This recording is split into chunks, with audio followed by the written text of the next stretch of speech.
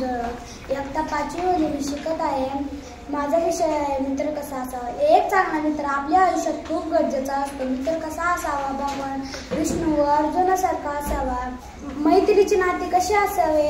हाताचे व डोळ्याचे असते तसे असावे। हाताला लागलं तर डोळ्यातनं पाणी येतं, हाताला लागलं तर डोळ्यातनं पाणी येतं। डोळ्याला काही इजा झाली तर हात पुढे येतं, डोळ्याला काही इजा झाली तर हात पुढे येतं। असं नातं मैत्रीचं असावं। आपला मित्र आपल्या वाईट वेळी कधीच साथ सोडणारा न हवा, मी आहे असा धीर देणारा हवा। मित्र असावे सावलीप्रमाणे, मित्र असावे सावलीप्रमाणे, कधीच साथ न सोडणारे, कधीच साथ न सोडणारे। आणि असावे आरशाप्रमाणे, आणि असावे आरशाप्रमाणे, कधीच खोटे न बोलणारे, कधीच खोटे न बोलणारे। मित्रांनो, मी तुम्हाला एक क्लासला एक मैत्रीची कविता सांगत आहे, ते तुम्ही शांतपणे ऐकावेत।